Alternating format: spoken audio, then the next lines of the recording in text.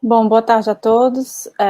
Inicialmente, eu gostaria de parabenizar o professor Gustavo pela organização desse congresso, o primeiro Congresso Brasileiro de Direito Internacional Privado. De fato, é uma honra, né, participar deste primeiro evento organizado pelo professor Gustavo. Ele que está aí liderando todas essas atividades. É impressionante que ele pensou em cada detalhe do congresso, né? Então, eu só tenho realmente, eu queria nessa minha fala inicial parabenizar. Ele não mediu esforços para realmente unir, né, toda a academia, todos os atores que vêm trabalhando no direito internacional privado no Brasil e em outros países também. Conseguiu aí contemplar professores europeus que têm aí uma bagagem muito importante em direito internacional privado. Então, realmente, professor Gustavo, o senhor está de parabéns pela excelência do Congresso. Então, a gente vai dar início ao bloco 15 do primeiro Congresso de Direito Internacional Privado, cujo título é Direito Internacional Privado e Covid-19. Eu acho que essa mesa, né, além da importância que é a questão do direito internacional privado, a gente vai conseguir aí dialogar com uma temática tão atual e tão importante, e que eu brinco com os meus alunos de direito internacional privado, né? Para quem não sabe, eu sou professora de direito internacional privado na Universidade Federal do Ceará, e eu tenho realmente tentado aproximar essas duas questões, que os meus alunos realmente comecem a refletir, né? O quão é importante conhecer um pouco mais das normas de direito internacional privado e tentando relacioná-las, né, com a realidade sanitária na qual a gente se encontra atualmente. Então, eu fico muito feliz, realmente, de mediar essa mesa. Eu acho que a gente vai ter um debate muito rico. Eu acho que quem tiver oportunidade também pode apresentar questões. A gente vai ter um espaço para questões. Então, é isso. Vamos iniciar, então, a primeira palestra de hoje, da tarde de hoje, que vai ser apresentada pela Joyce Dias e Amanda de Moura, cujo título da palestra é Contrato entre União e Pfizer para compra de vacina contra a Covid sob a ótica do direito internacional privado. Joyce e Amanda, vocês terão aí entre 10 e 15 minutos para fazer a sua apresentação e depois a gente pode abrir aí para alguns questionamentos. Então, a palavra é de vocês. Boa tarde a todas e a todos. É um grande prazer estar aqui com vocês hoje. Como a professora Tarim falou, a gente agradece em primeiro lugar ao professor Gustavo Mônaco pela organização incrível desse congresso, como ela falou, do primeiro congresso com esse foco no direito internacional privado. Agradeço também à professora Tarim pela mediação desse bloco, que é um dos temas mais atuais aí que a gente discute no momento, que é a aplicação do direito internacional privado nesse contexto da pandemia que a gente vive. E aí a gente gostaria de levantar uma discussão sobre um dos contratos aí, digamos, mais importantes, um dos contratos internacionais mais discutidos no momento, que é o contrato entre a União e a Pfizer para a compra de vacinas.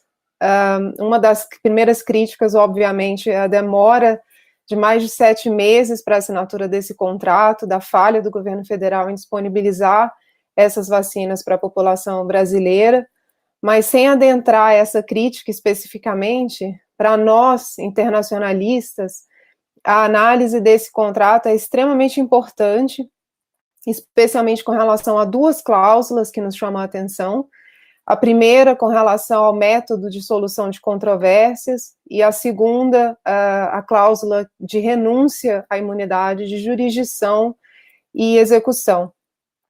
A ideia desse artigo surgiu quando foi amplamente divulgado na mídia, né, que o Brasil violou a cláusula de confidencialidade quando publicou esse contrato no site do Ministério da Saúde. E aí essa violação poderia, inclusive, ter levado a Pfizer a rescindir o contrato imediatamente, e o Brasil poderia ser obrigado a pagar o preço total de todas as doses contratadas. Mas a pergunta para nós que atuamos nessa área que surgiu seria como e onde essa disputa seria então resolvida entre Brasil e Pfizer. O contrato prevê uma cláusula arbitral com sede em Nova York, no idioma inglês e com a lei de Nova York como a lei aplicável.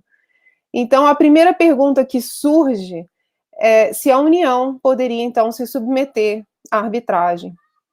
Essa pergunta, essa questão já foi resolvida em 2015, com a alteração da lei de arbitragem, que permitiu, então, que a administração pública se utilizasse da arbitragem para resolver conflitos em que se discute direitos patrimoniais disponíveis.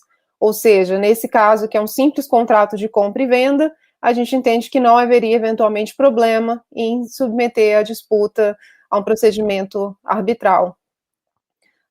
O segundo ponto que surge é com relação ao local, à sede da arbitragem. A lei de arbitragem, quando permitiu que a administração pública se utilizasse, não determinou em que local que essa arbitragem deve ser realizada. Por conta do artigo 92 da nova lei de licitações, que determina que qualquer questão contratual, né, num contrato administrativo, como é o caso, deve ser dirimida, então, no foro da sede da administração. E aí alguns juristas, como, por exemplo, a professora Carmen Tibúrcio, entende, então, que a arbitragem deve ser realizada, pode ser realizada, desde que seja no foro da administração. Tendo em vista aí que qualquer medida de apoio relacionada a essa arbitragem vai passar, então, pelos órgãos judiciais no foro sede da administração. No caso do contrato da Pfizer, isso seria, então, em Nova York, o que alguns podem entender que violaria, então, esse artigo 92 da lei de licitação, por não ser realizado aqui no Brasil. E aí uma outra questão que surge é com relação à lei aplicável. Poderia a União se submeter à legislação de Nova York? Aqui é inevitável a gente não falar do princípio da autonomia da vontade, que é tão defendido por nós, internacionalistas, que alguns entendem que não é expressamente aceito no Brasil por conta do artigo 9º da Lei de Introdução às Normas do Direito Brasileiro, mas aí, eventualmente, mais difícil seria ainda aceitar que o princípio da autonomia da vontade poderia ser utilizado pela administração pública, que a administração pública poderia eventualmente escolher qual seria a lei aplicável. A lei de arbitragem prevê que a administração pode utilizar a arbitragem, desde que seja sempre de direito, mas sem mencionar que a lei brasileira seria aplicável. E aí, eventualmente, pode-se defender, então, que ante uma ausência de previsão legal expressa, a União não poderia se submeter necessariamente à legislação de Nova York. A gente volta nessa questão quando a gente discute de imunidade de jurisdição, mas um entendimento poderia ser que a submissão à lei de Nova York violaria, eventualmente, a lei de arbitragem. Ainda com relação à arbitragem, a gente pode, eventualmente, entender que a confidencialidade do procedimento e a adoção do idioma inglês, sem permitir, então, a divulgação de documentos na língua portuguesa, poderia, eventualmente, também ser caracterizada como uma violação ao princípio constitucional da publicidade que orienta a atuação da administração pública. Mas antes da gente chegar a uma conclusão com relação a essa cláusula arbitral, é importante também a gente discutir a cláusula de renúncia à imunidade de jurisdição e execução. E aqui, em primeiro lugar, a gente precisa analisar, obviamente, a natureza e a finalidade desse contrato administrativo internacional, que é, na verdade, simplesmente um contrato de compra e venda. Hoje, tanto a comunidade internacional quanto o próprio Brasil entende que imunidade de jurisdição só é absoluta com relação aos chamados atos de império. Com relação aos atos de gestão, como é um contrato de compra e venda, essa imunidade de jurisdição já tem, inclusive, sido relativizada. E aí, quando a União se submete, então, a uma jurisdição estrangeira, num contrato de compra e venda, pode-se entender que não haveria, né, nenhum problema com relação a isso. E aí alguns juristas, a gente tem, por exemplo, o grande professor Antenor Madruga, que tem uma obra publicada sobre renúncia de imunidade, ele entende, às vezes, por exemplo, que a imunidade não é só possível, mas que ela sequer, às vezes, é necessária, já que não tem nem o que renunciar. porque o Brasil já não tinha mesmo imunidade por se tratar de um simples contrato de compra e venda. Eu acredito que esse assim, é um posicionamento extremamente, digamos, adiantado nesse direito costumeiro com relação à imunidade. A Convenção da ONU de 2004 sobre imunidade de jurisdição, que ainda não foi assinada pelo Brasil nem por Estados Unidos, prevê que somente o consentimento expresso tem um condão de afastar essa imunidade de jurisdição. E eu realmente entendo que a renúncia deve ser realmente expressa, até em princípio, é o próprio princípio da legalidade, com base também até na jurisprudência dos tribunais brasileiros, que entende que não haveria problema em relação à renúncia expressa de imunidade de jurisdição quando se trata de um ato de gestão. Então, a princípio, não haveria problema com essa renúncia expressa do Brasil da imunidade de jurisdição no contrato com a Pfizer. A discussão fica um pouco mais intensa, digamos, quando a gente percebe que o Brasil renunciou não somente à imunidade de jurisdição, mas renunciou a qualquer imunidade de execução e qualquer imunidade com relação à apreensão cautelar de quaisquer dos seus ativos, ou seja, uma renúncia extremamente ampla. A própria comunidade ainda caminha, digamos, de forma lenta, né, com relação a uma relativização da imunidade de execução. A gente ainda está caminhando nesse sentido.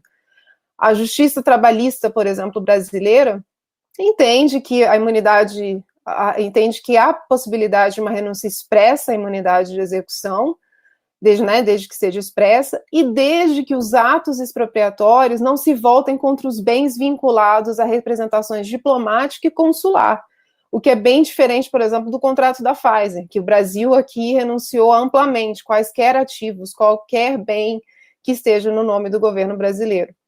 A Argentina, por exemplo, esse foi um dos pontos que eles relutaram para não assinar o contrato com a Pfizer, justamente por conta dessa renúncia que poderia atingir qualquer ativo. Então, ante uma ausência expressa, ante a ausência de uma previsão legal expressa, a validade dessa cláusula arbitral e a validade dessa cláusula de renúncia fica, na verdade, quase que aberta a uma interpretação, digamos. No Peru, houve, por exemplo, a adoção de uma lei que constou especificamente a renúncia à imunidade para execução de uma decisão arbitral. Ficou bem claro. No Brasil, numa situação normal, a gente encontra argumentos para defender eventualmente a ilegalidade dessas cláusulas, ou alguns poderiam dizer até a inconstitucionalidade de alguns itens dessas cláusulas.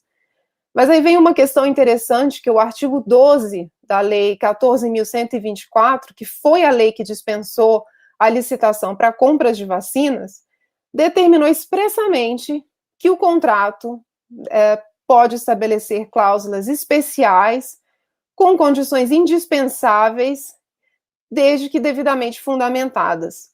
E aí aqui a gente pergunta, não seria esse o caso, então, em que o direito fundamental à saúde deve prevalecer sobre esse princípio da supremacia do interesse público?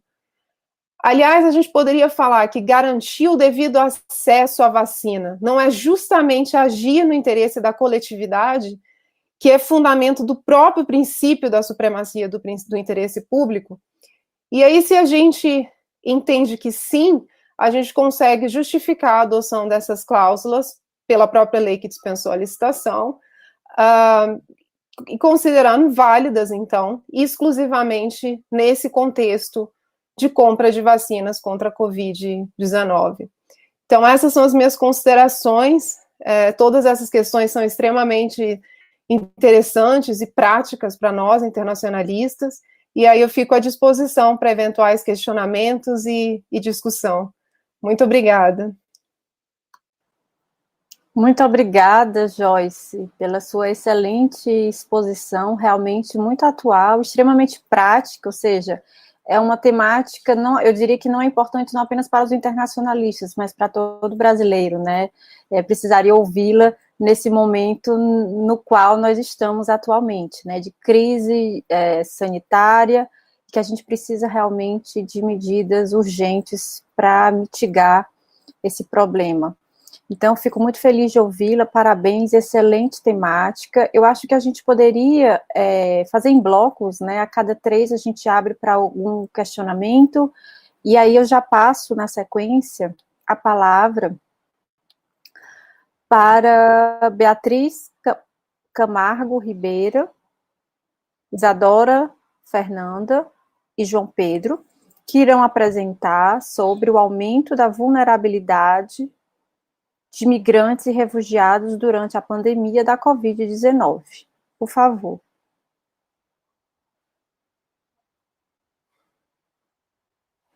Professor Gustavo. A Isadora está sem som. E queria também, Isadora, te interromper só para agradecer a todos vocês que estão aqui hoje, apresentando os seus trabalhos, e, sobretudo, agradecer também a professora Tarim Montalverne pelo tempo dela aqui presente conosco, mediando esse painel, e desejar a todos vocês um excelentes trabalhos aí de apresentação, porque os trabalhos já apresentados e publicados estavam muito bons. Então, muito obrigado, Tarim, pela sua presença, muito obrigado a todos, e a Isadora, então, pode seguir aí a sua apresentação. Desculpe, Isadora, mais uma vez.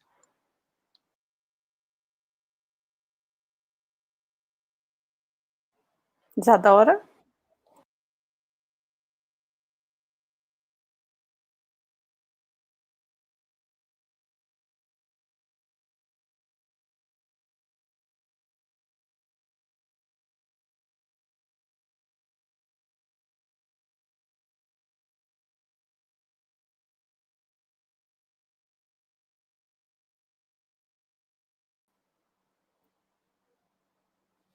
Bom, a gente está com um problema técnico para a apresentação da Isadora, então a gente vai passar para o próximo palestrante, mas antes, professor Gustavo, queria aqui publicamente, né, agradecer pelo convite. É uma honra para mim participar desse primeiro Congresso Brasileiro de Direito Internacional Privado, liderado por você. Você realmente pensou em todos os detalhes, você não mediu esforços para organizar esse congresso de excelência. Então, eu estou muito orgulhosa, na verdade, por esse seu trabalho, que conseguiu aí contemplar os principais nomes brasileiros e também de Portugal, da França, que trabalham com essa temática de direito internacional privado. Acho que a gente estava precisando de uma liderança, e você assumiu essa liderança dos internacionalistas privatistas do Brasil. Então, parabéns, e conte com a gente aqui da Universidade Federal do Ceará. Eu, como professora de Direito Internacional Privado, né, sentia realmente essa ausência desse esforço, dessa reunião de unir forças, na verdade, para a gente discutir questões das atualidades de direito internacional privado. Está dando eco. Acho que está dando eco, agora deu certo. Então, é isso, Gustavo. Meu muito obrigada, meu agradecimento muito especial, e parabéns mais uma vez. E aí, e passo imediatamente a palavra à palestrante Esther de Souza Gouveia, que vai apresentar o trabalho com o título Direito Internacional Privado e as restrições do comércio internacional de insumos médicos durante a pandemia da Covid-19. Por favor, Esther, a palavra é sua. Obrigada, professora. Boa tarde a todos que estão aqui. É um grande prazer poder compartilhar um pouco dessa pesquisa com vocês. Eu vou compartilhar minha tela. Vocês me confirmam se aparece tudo certinho, por gentileza.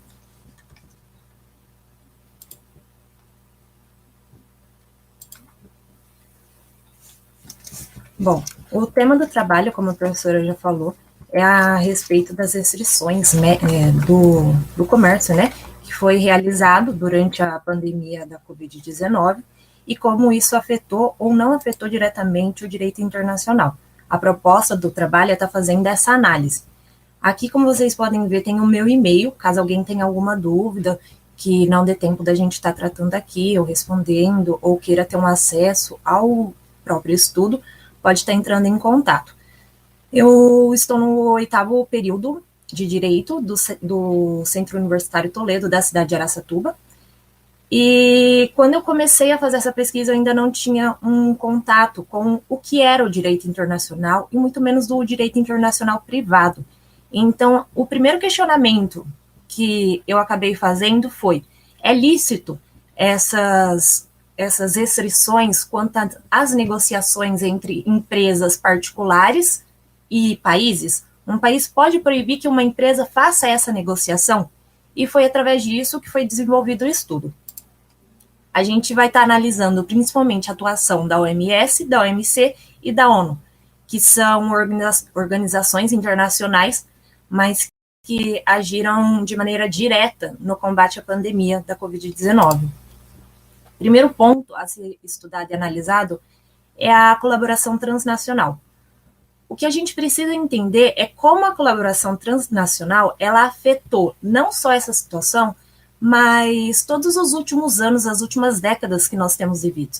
Através da globalização, a gente pôde perceber que as atitudes, as ações tomadas por um determinado país, elas não se restringem, as suas consequências não se restringem apenas àquele país. Ao contrário, os seus efeitos eles se estendem por todo o globo.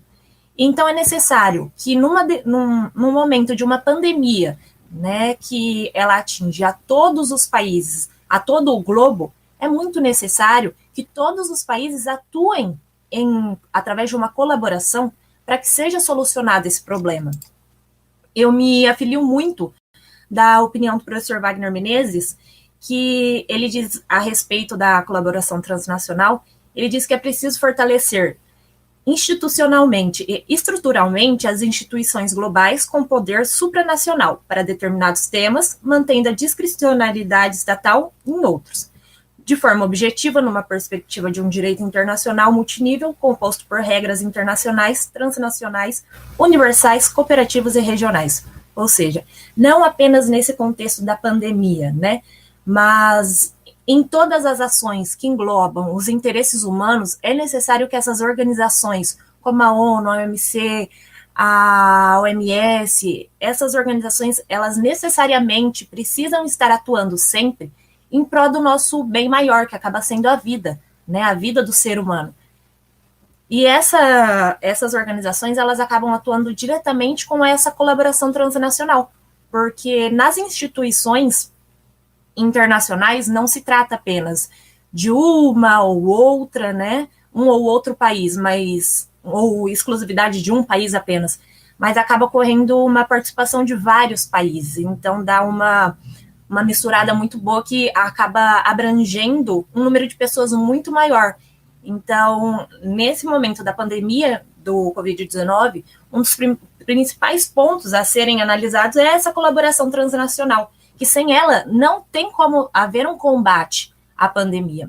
A exemplo, eu posso dizer que se o Brasil, por exemplo, se negasse, se recusasse a adotar qualquer medida contra a proliferação do vírus, se recusasse a utilizar, o Brasil proibisse o uso de máscara, proibisse a vacinação, proibisse o isolamento social e não fechasse os aeroportos, qualquer meio de locomoção, tudo continuasse normal. Uma intervenção exterior seria tomada em relação a isso, porque essa atitude do Brasil faria, consequentemente, que o vírus não se espalhasse apenas no Brasil, mas em todos os outros países. Primeiro, os países de fronteiras e assim por diante. Então, um país ele não pode ser egoísta, não pode ter uma atitude que não envolva todo o globo no meio desse combate. A exemplo dessa colaboração que ocorreu, a gente pode falar dos acordos que foram redigidos entre os países membros da OMC. Nesses acordos, né, havia previsão de redução de imposto de importação de produtos durante a pandemia.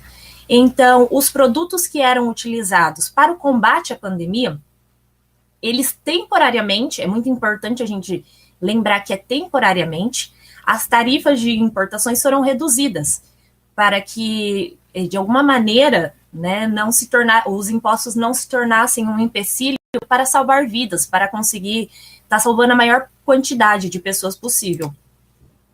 Agora, quanto às restrições, né, a gente acabou de ver um exemplo de uma colaboração que ocorreu, só que também ocorreram muitas restrições do comércio.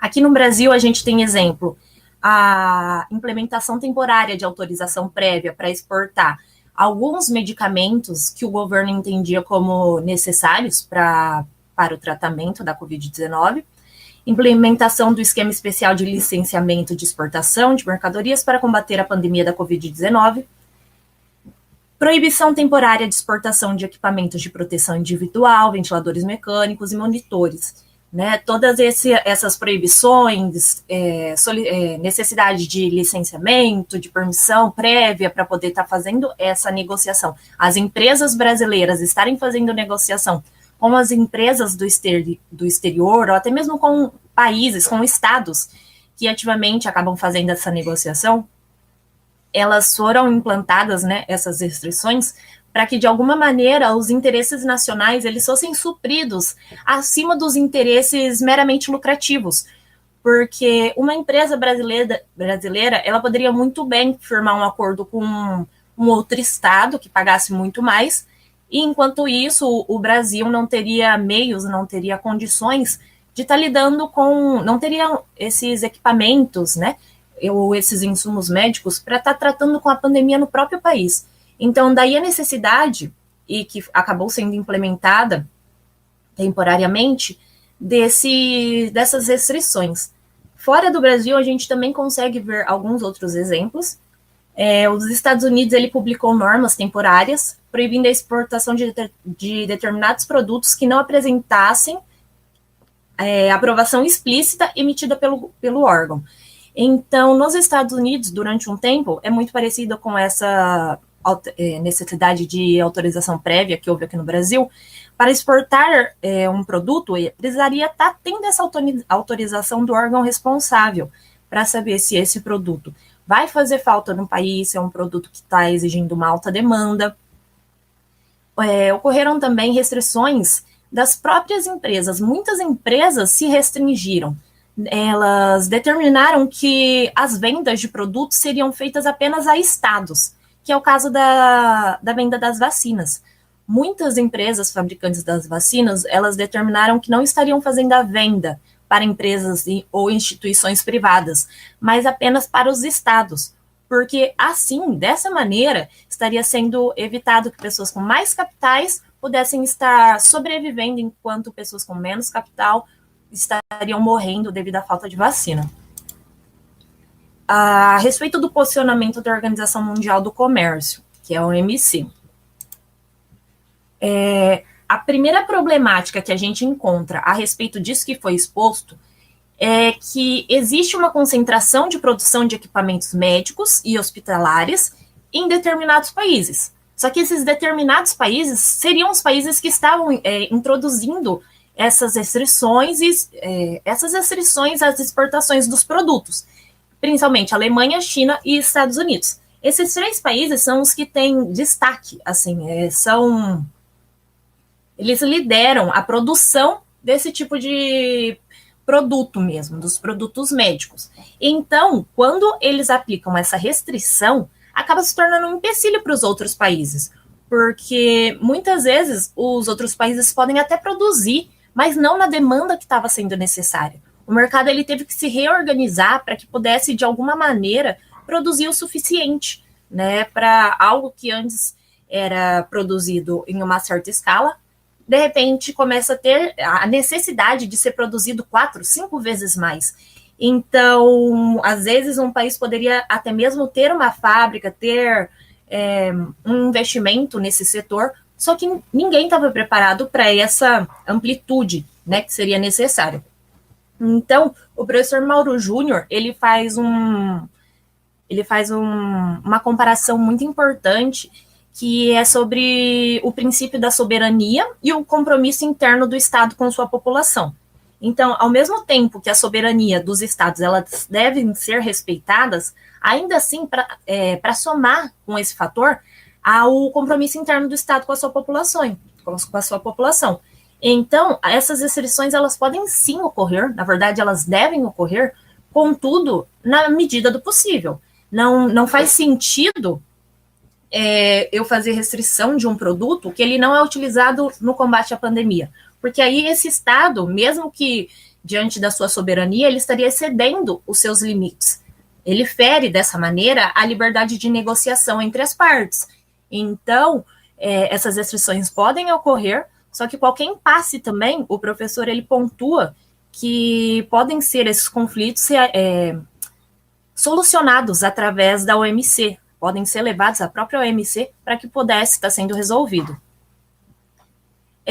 Algo que a gente precisa estar pontuando também é uma declaração realizada pelos países membros da OMC, que, conforme a gente já falou anteriormente, eles se comprometeram a adotar medidas emergenciais a não adotar medidas que acabem não sendo justificáveis como as necessárias para a pandemia.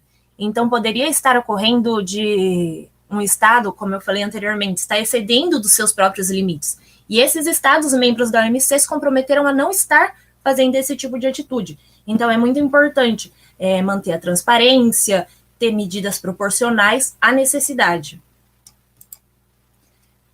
Para a gente fechar, 3 coisas que a gente precisa gravar, que elas resumem todo o estudo, é que as restrições, elas são lícitas, elas não atuam em dissonância das normas e princípios do direito internacional privado, já que elas vigoram em regime de emergência e exceção. Não são mera reprodução de vontade de um Estado, mas sim devido ao caráter de exceção que nós estamos vivendo. Nós também podemos lembrar que não se pode, devido à colaboração internacional, que foi ratificada através de tratados e convenções, ignorar o plano externo, cabendo concessões às vendas de insumos médicos para outros países, desde que atendidas às necessidades internas. Ou seja, pode haver essa negociação entre empresa privada e um outro país, sim, mas, claro, priorizando as necessidades do Estado pertencente a essa empresa para estar suprindo as necessidades internas. E, por fim, a gente deve falar que nunca deverá caber as restrições totais, porque, como falamos, muitos países não têm a capacidade de produção. Então, essa restrição total, isso sim feriria as normas do direito internacional privado e feriria principalmente as normas dos direitos humanos, porque essa restrição total estaria atingindo completamente o direito à vida. E, por fim, só para a gente lembrar, não se esqueçam de usar máscaras, não aglomerarem e se vacinarem quando chegar a vez de vocês. Muito obrigada. Porque na sua fala inicial você disse que não tinha ainda tido um diálogo direto com o direito internacional, mas a sua apresentação não demonstra isso, muito pelo contrário, você realmente conseguiu aí dialogar com vários pontos importantes do direito internacional. Então, e você ainda está no 8º período, né? Então, parabéns, eu acho que você tem aí os próximos 5 semestres, né? Não, são 4 semestres aí para aprofundar e, quiçá, escolher como temática do seu TCC, trabalho de conclusão de curso, a temática do direito internacional. Eu acho que você realmente fez uma pesquisa muito interessante, muito atual, e parabenizo pela sua apresentação. Obrigada. Certo? E aí vamos passar imediatamente também a palavra para a próxima palestrante, vai ser a Emily Dantas de Carvalho e a Tanise Tomasi. O título da apresentação delas é Pandemia em Pauta e Contextos Correlatos envolvendo a saúde psicológica de crianças e adolescentes. Emily, tema extremamente interessante e também necessário. Por favor, a palavra é sua, Emily. Olá, boa tarde. Vocês me ouvem bem? Pronto, tudo certo, tá bom. Primeiro, eu gostaria de agradecer a oportunidade, né? Para mim é uma honra poder estar aqui compartilhando sobre a pesquisa. Eu concluí o mestrado recentemente, certo? O mestrado em Direitos Humanos pela Universidade Tiradentes, aqui em Aracaju, Sergipe. E, inclusive, na minha pesquisa de mestrado, né, eu faço um estudo justamente da política pública aqui no município de Aracaju. Então, esse artigo foi fruto de um recorte, né, dessa relação da pandemia com a saúde psicológica de crianças e adolescentes. Então, o tema né, Pandemia em Pauta e Contextos Correlatos envolvendo a saúde psicológica de crianças e adolescentes. Basicamente, na minha pesquisa, eu busco refletir a respeito dos impactos psicossociais causados pela pandemia. Então, é um tema muito interessante, muito interdisciplinar, né? E buscar reconhecer o papel do direito nessa relação é algo muito importante também, que precisa muito ser explorado. Então, trata-se de uma pesquisa qualitativa, e nessa pesquisa eu busquei fazer análise justamente da literatura especializada na área. É importante, né, em um primeiro momento, a gente reconhecer, né, hoje a atual infância e adolescência e as suas marcas, né, e o direito internacional, ele traz, sim, uma marca muito positiva no reconhecimento hoje da criança e do adolescente como sujeito de direitos, certo? A gente tem aí, né, a quebra do paradigma da situação irregular para a proteção integral, e o direito internacional e todo o movimento que foi gerado, ele foi muito importante nesse reconhecimento, que é um reconhecimento que não é somente jurídico, mas é um reconhecimento também social e cultural. Então, a gente tem aí, né, a Convenção sobre os Direitos da Criança, de 1989, que é conhecida na doutrina, né, latino-americana e na doutrina, de forma geral, como a Carta Magna da Infância, né? Então, é muito importante, quando a gente fala da infância e adolescente, a gente lembrar, né, da Convenção sobre os Direitos da Criança. Então, e aí, feito esse primeiro parêntese importante, né, a gente entrando na questão da pandemia, quando a gente fala de criança e adolescente, a gente tem aquele princípio, né, que a gente estuda, que é o princípio de pessoas em desenvolvimento. Então, é muito importante trazer também o papel, né, dos pais e responsáveis dentro desse contexto de saúde psicológica, certo? Tanto na pesquisa, né, como na minha dissertação, eu busquei muito fazer uma relação, principalmente com a área da psiquiatria e da psicologia, né, para tentar entender também todos esses fatores aí que estão envolvidos, e é muito importante o papel dos pais ou responsáveis, né, principalmente para a detecção de fatores de alerta. Eu vou citar aqui alguns, como irritação excessiva, baixa autoestima, tentativas prévias de suicídio, ocorrências de violência psicológica, física, sexual, negligência, crises relacionadas à saúde mental da criança ou da família, uso de substâncias como álcool e drogas, um ambiente familiar diverso, né, com ou sem histórico de suicídio, com ou sem histórico suicida, ausência de suporte social. Então, são alguns, né, dos fatores de alerta que são importantes, né? E a pandemia, ela vem para ressaltar a necessidade da atenção à saúde mental como um elemento importante e relevante dentro do conceito de saúde, certo? Isso daí acho que ficou muito claro, né, que a partir da pandemia a gente tem uma ênfase que é dada à saúde psicológica como um aspecto fundamental dentro do conceito de saúde. Então, esse é um ponto que eu destaco no meu artigo também. E aí eu trago 2 estudos para trazer um exemplo dessa relação, certo? O primeiro estudo ele aconteceu em novembro do ano passado, novembro de 2020, ele foi publicado na revista The Lancet Psychiatric, e esse estudo ele tem o fim de analisar possíveis relações do diagnóstico de COVID, comparado a outros 6 eventos de saúde, né, e a propensão a um diagnóstico subsequente psiquiátrico, certo? Então, a base desse estudo ele se deu através de registros médicos de cerca de 70 mil norte-americanos, e dentro desses 70 mil, 62 mil casos, eles eram de COVID, casos mais leves, né, que não requereram internamento hospitalar ou ida às urgências. E aí a conclusão que se tem a partir desse estudo é que o percentual de diagnóstico de doença mental entre os 14 e 90 dias após o diagnóstico da COVID foi de 18,1%. E desse percentual, a gente tem 5,8% detectado pela primeira vez. Então, Eu achei muito interessante esse estudo, porque ele, apesar de ser preliminar, ele se coloca de forma preliminar, né, não como algo fechado, mas para mostrar uma possível relação, né, após um diagnóstico de COVID, você ter aí um diagnóstico relacionado a alguma doença psiquiátrica, né? As principais que o estudo coloca deixa eu ver aqui.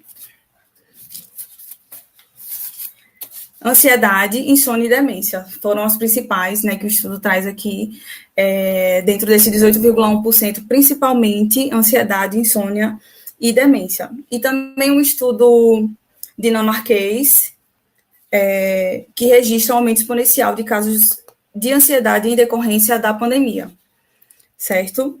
Então, apesar desses estudos eles não envolverem diretamente crianças e adolescentes, a gente sabe que o contexto familiar ele é relevante, ele é fundamental. Então, a criança e o adolescente inserida em um contexto familiar sadio, ela tem muito mais chances, né, de também dar seguimento a isso. Então, por isso essa relação, né? Outro exemplo prático, né, de um contexto preocupante que necessita de políticas públicas específicas foi o aumento que se teve logo no início da pandemia, né, em março de 2020, um aumento de 17% dos casos através do Ligue 180, né, que é o Disque Denúncia. Então, logo no primeiro mês aqui no Brasil da pandemia, a gente teve um aumento de 17%, né, de denúncias através do 180. Então, é muito importante estar trazendo, né, esses dados e estar pensando sobre isso, porque esses fatores, eles são realidades, né, e eles impactam e afetam, sim, crianças e adolescentes, né, e a gente não está falando isso não existia, não, isso existia, mas a gente percebe que foi dimensionado, né, a partir da pandemia, em decorrência da questão do isolamento social, né, até o próprio acesso, né, às instituições em razão das medidas, né, sanitárias, enfim, uma série de fatores. Então, a pandemia ela vem dimensionar, né, essas questões que elas já existiam, certo?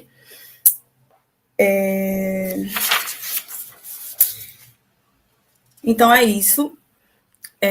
O momento global vivido, ele descortina a urgência para discutir saúde psicológica, né, como um direito humano imprescindível para condições dignas de existência, né, isso é relevante, por isso a importância em promover intervenções precoces através do fortalecimento das redes socioafetivas, bem como acesso a tratamento com ênfase na saúde mental, considerando fatores de proteção, e é isso. Eu acho que, em resumo, é isso. Me coloco à disposição aqui para perguntas. Posso compartilhar também da minha pesquisa com vocês. É isso. Muito obrigada, Emily, por ter trazido essa temática tão importante. Eu acho que ainda é uma temática pouco discutida na academia, criança e adolescente, e menos ainda numa perspectiva internacional, né? Então, eu acho muito importante essa abordagem. A gente tem um grupo aqui, eu não sei se você conhece, mas a gente tem um grupo aqui muito forte na Universidade Federal do Ceará, coordenado pela professora Raquel Coelho, que trabalha exclusivamente todas as temáticas aí que envolvem criança e adolescente, tem projetos de extensão. Sugiro que depois você pesquise, certo,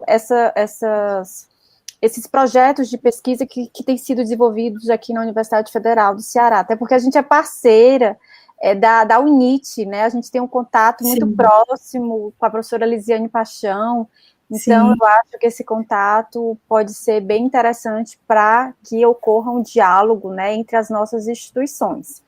Então, assim, para fechar esse bloco, eu acho que as as 3 palestras que foram aqui apresentadas, apresentaram temas bem diversos e diferentes, mas que dialogam, né, que é no contexto da crise na qual a gente se encontra atualmente, uma crise sanitária muito séria, que acaba, na verdade, fazendo com que a gente comece a refletir também em outras crises, né?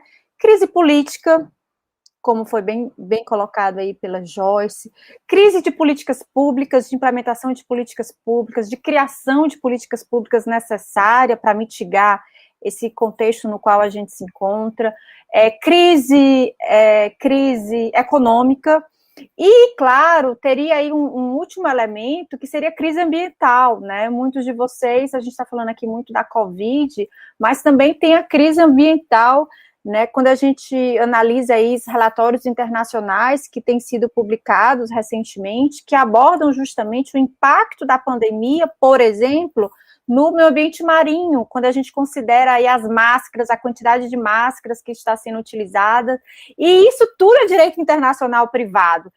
Eu brinco muito com os meus alunos, gente, que eles, não, professora, direito internacional não serve para nada, eu estou aqui só cumprindo carga horária, mas, pessoal, a Covid, por exemplo, é um exemplo concreto que a gente pode sim dialogar com as questões de direito internacional privado.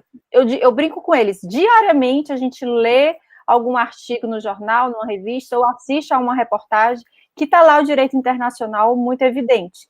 E o caso que a Joyce trouxe é extremamente atual, e que a gente precisa refletir. Inclusive, Joyce, eu fiquei com um questionamento, se você analisou, você trouxe muitos exemplos de países aqui da América do Sul, mas eu fiquei refletindo se você teria também analisado, né, essa abordagem que você fez no seu trabalho em relação a outros países, a países, né, terceiros, mas não aqui da América do Sul, e se existe realmente essa discussão em outros países. Então, acho que seria interessante você acrescentar. E uma outra questão que foi trazida pela Esther sobre a soberania, eu achei também que é uma temática que a gente precisa ir aprofundar cada vez mais, refletir nesse contexto de pandemia, em relação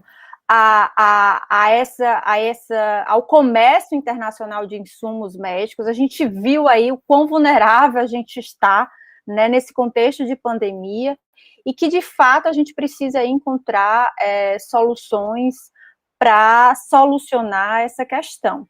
E a Esther, a Emily, eu diria que eu tenho aí 2 casos práticos em casa, Emily. Eu tenho 2 filhos pequenos, um de 7, um de 10.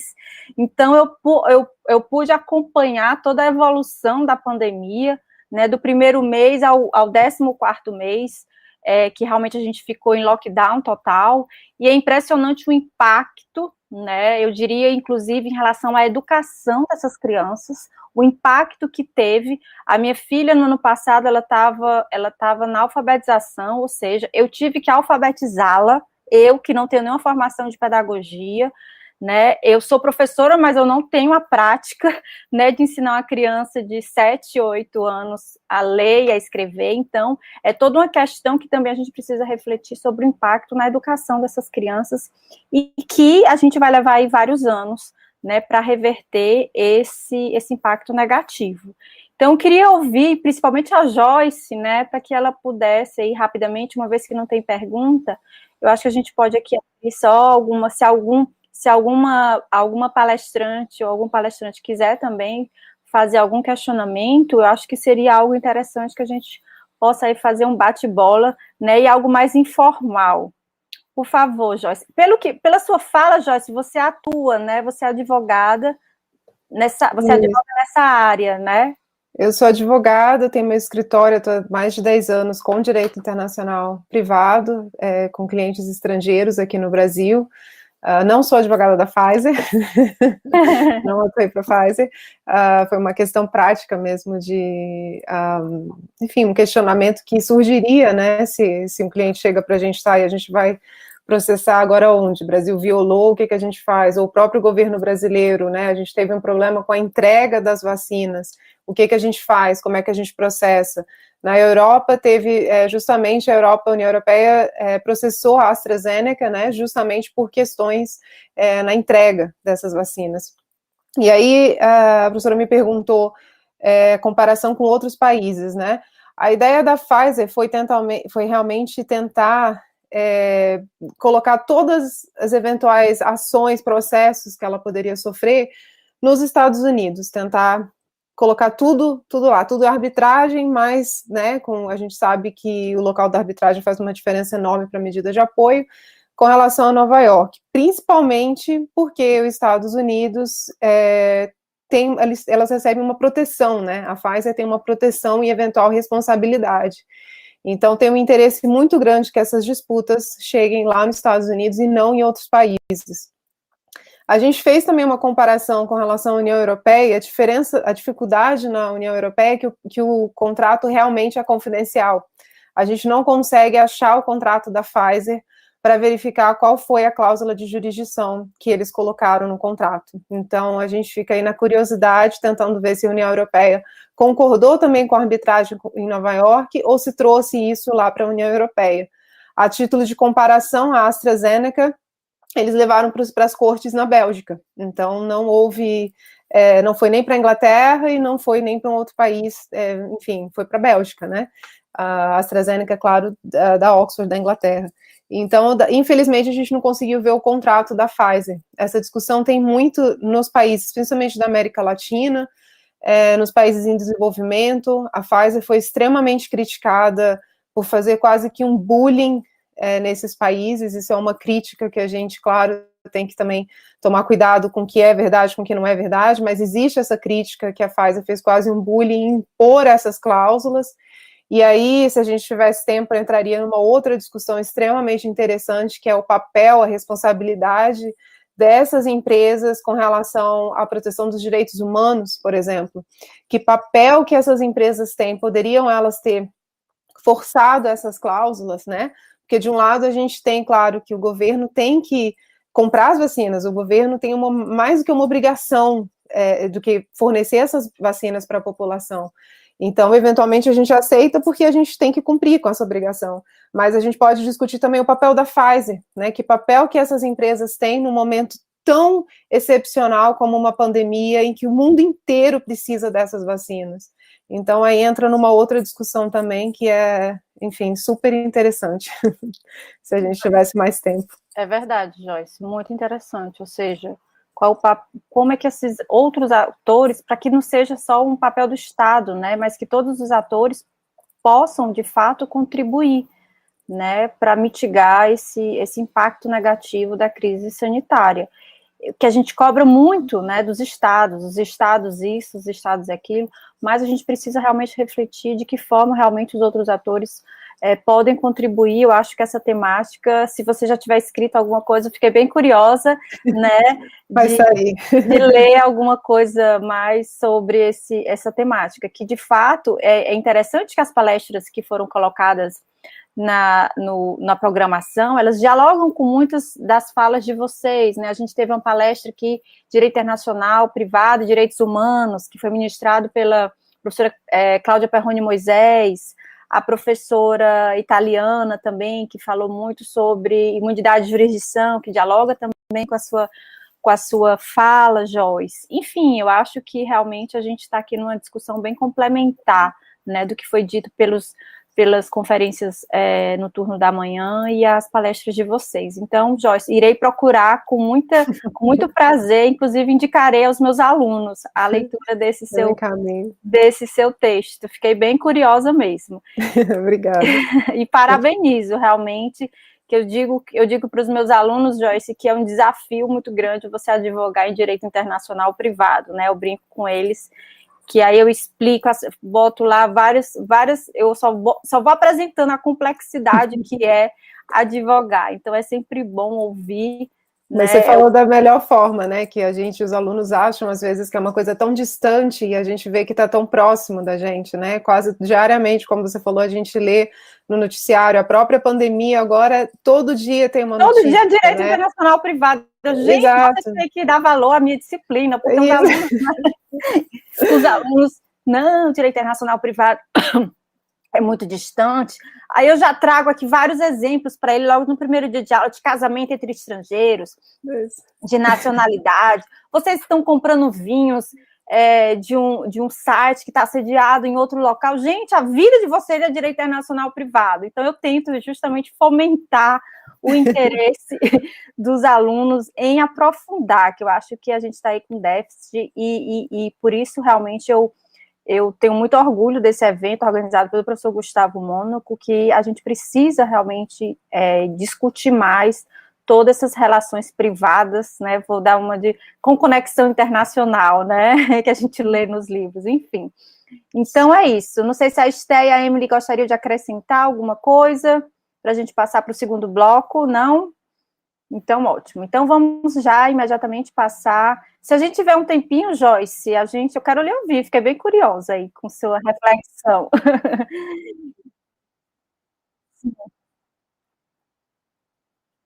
Sim, discussão. É verdade, Joyce. Pois vamos passar para a próxima palestrante, que vai ser... A Emily já foi. A Júlia.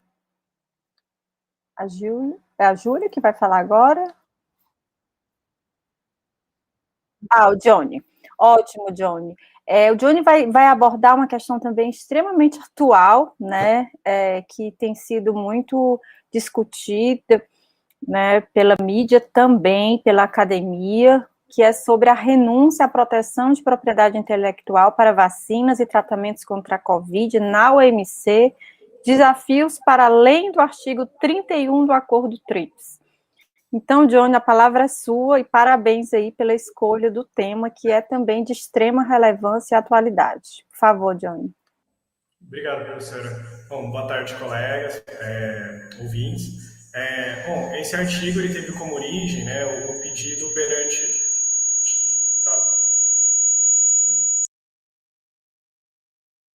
Tá dando problema aqui no meu som.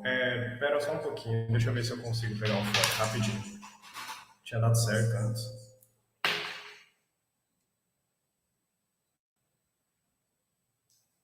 Vamos ver se mitiga esse problema.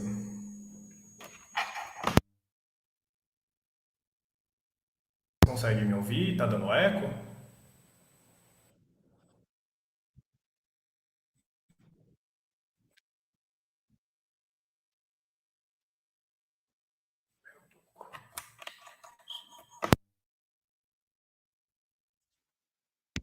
Nossa. Vou tentar sempre, vamos ver se esse eco não acontece. Às vezes, talvez seja... Às vezes alguém tá com o microfone ligado, aí tá dando repetição de som, talvez.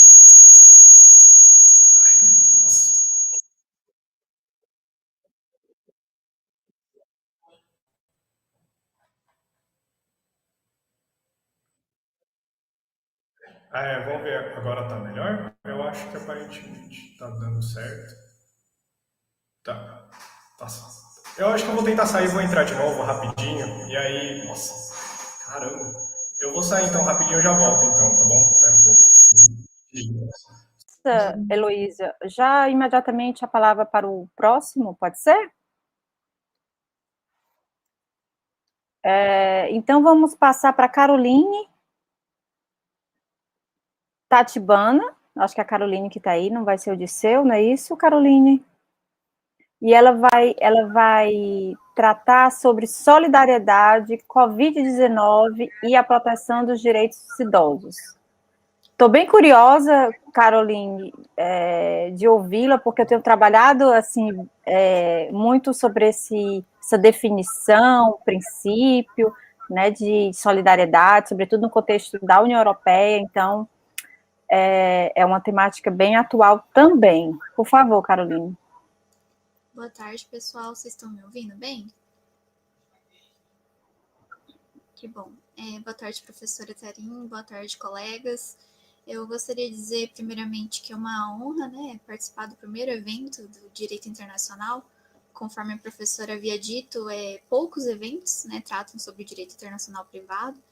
E aqui também, diante de tantos trabalhos que são de importância, né, agora com a pandemia, eu me sinto privilegiada em participar desse evento. Então, eu não trouxe algum material aqui para compartilhar, mas é um bate-papo, né? Eu vou tentar abordar principalmente, eu sou mestranda, nem me apresentei, eu sou mestranda em Direito pela Unicesumar, aqui do Paraná, em Maringá, e a gente trata basicamente dos direitos da personalidade do idoso. Aí, quando eu vi esse evento, eu tentei encaixar minha pesquisa no direito internacional privado. Então, eu trato bastante na minha dissertação dos direitos da personalidade do idoso e a Covid-19. Esse tema me foi despertado no início do ano devido a várias notícias, as várias repercussões dos idosos, né, principalmente nessa pandemia. Então, eu acho que não é só essa parte que ficou conhecida como a vacinação primeiro para os idosos, mas houve também bastante repercussão internacional de violações dos direitos dos idosos.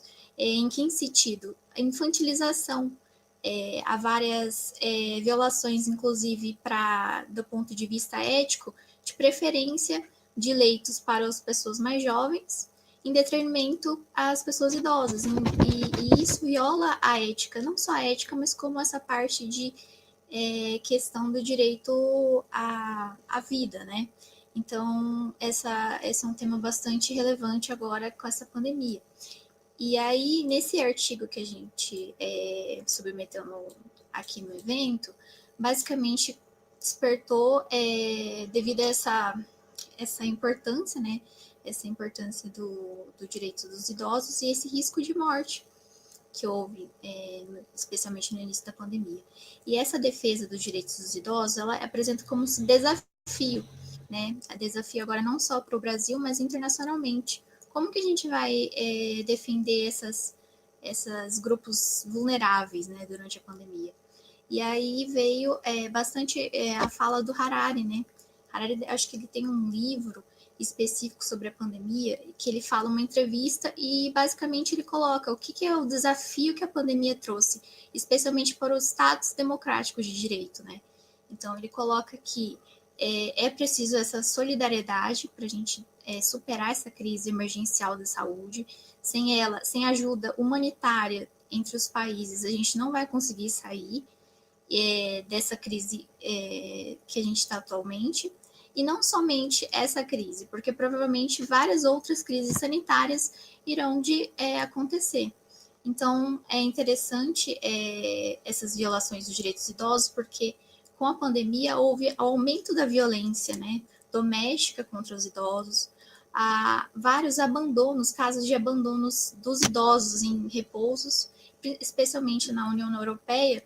Houve até uns estudos, eu acho que em relação específica a esse abandono mesmo nos asilos, né, dos idosos. Não somente devido às medidas de distanciamento social, mas o que agravou, né, as relações familiares e basicamente trouxe essa negligência.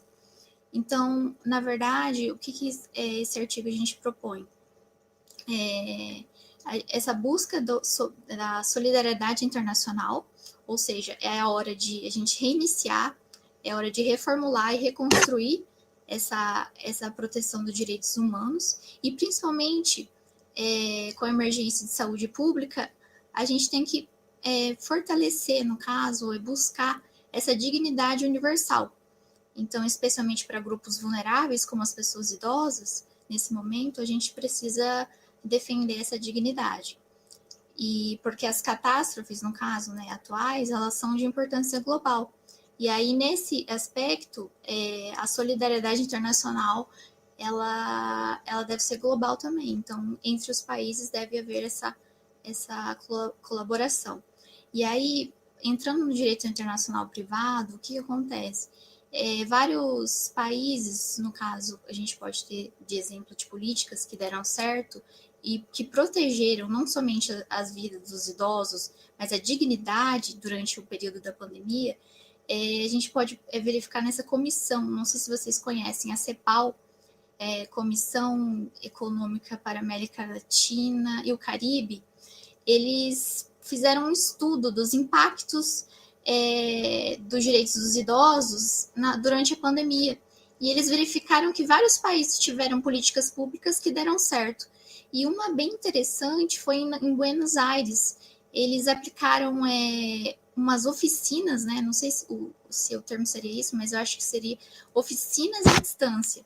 Ou seja, durante esse período de pandemia, durante esse período de isolamento, né, medida de distância social, eles implementaram para os idosos e fomentar essa cultura, o bem-estar, o envelhecimento saudável. O Estado ofereceu essas oficinas online. E aí, não somente para proteger, né, o idoso, mas para garantir o envelhecimento saudável, né, durante esse período de pandemia. E aí, eles ofertaram aulas de yoga, aulas de autocuidado. Foi bem interessante essa medida. Mas não somente em Buenos Aires, outros países também adotaram medidas específicas para a proteção dos direitos dos idosos. Inclusive, eu acho que foi no Chile, eles colocaram uma medida para alimentos, né, específico para alimentos. E aí eles distribuíram alimentos nos asilos, né, essa parte mais social. E por fim, o artigo que a gente coloca, como que eu posso falar? Uma questão para ser abordada mais profundamente, mas não será abordada nesse artigo, é só para reflexão, né, digamos assim. Como que a gente vai proteger os idosos e as crianças que estão sendo afetadas na pandemia, especialmente com a migração dos venezuelanos? A gente percebe também que o Brasil, durante esse período da pandemia, foi alvo específico dos venezuelanos para a pandemia. Várias migrações foram feitas, e aí no início da pandemia a gente teve uma portaria específica do governo federal falando que não poderia ser permitir a entrada de venezuelanos. E aí, até que ponto essa portaria não seria mais uma medida política e não sanitária, né, no sentido de proteger os direitos à saúde, mas seria uma medida política de talvez divergência entre o governo federal e o país, né, da Venezuela. E aí é interessante porque fere o princípio, né, que a gente tem, o princípio da não discriminação, né, no caso. E é basicamente essa reflexão que a gente tem que levar. Essas questões políticas, elas não podem ser interferidas nessa parte da pandemia. Essas políticas públicas, elas têm que visar não só a dignidade, mas as questões sanitárias, né, e não questões políticas devem ser levadas em conta. Então, basicamente, seria isso, professor. Eu acho que estou meio um pouco nervosa. Eu não sou muito na área de direito internacional, então seria mais um ponto de reflexão. Obrigada. Obrigada, Caroline. Na verdade, não achei nada nervosa a sua apresentação, muito pelo contrário, muito boa, muito tranquila, bem objetiva, foi direta ao ponto. Eu acho que essa temática de solidariedade, né, não sei qual é a temática que você costuma pesquisar, Caroline, qual é o seu objeto principal de pesquisa, se não é o direito internacional? Mais, na verdade, o meu mestrado é Direitos da Personalidade, né? É mais personalidade, certo.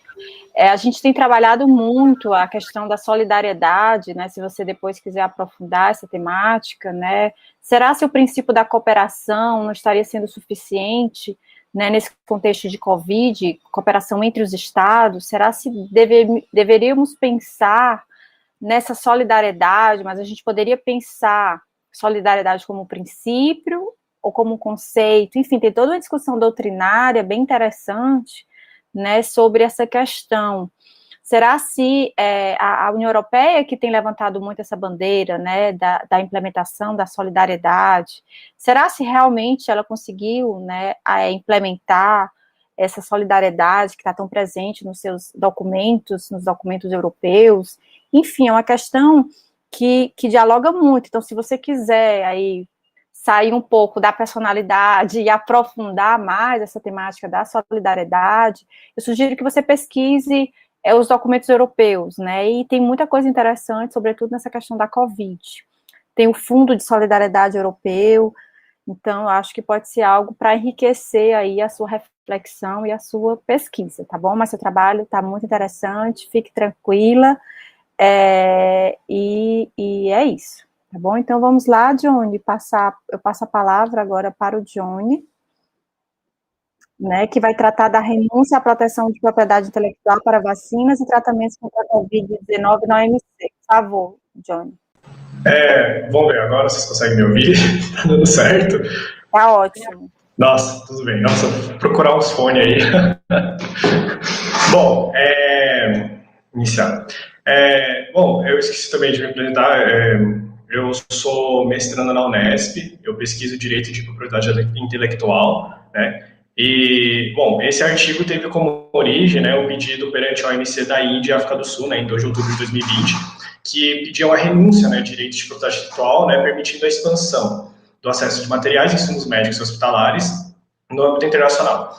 O pedido não teve, né, e até hoje também não tem um consenso de todos os países membros da OMC, né, então, assim, a gente tentou no artigo analisar o Instituto da Licença Compulsória, né, e da Licença Voluntária sob a ótica do Acordo TRIPS, né, evidenciando as posturas indiana e sul-africana, né, para a proposta e também apresentar possíveis obstáculos, né, para esse pedido, né, assim como a possibilidade que essa demanda talvez seja frustrada no âmbito da saúde pública.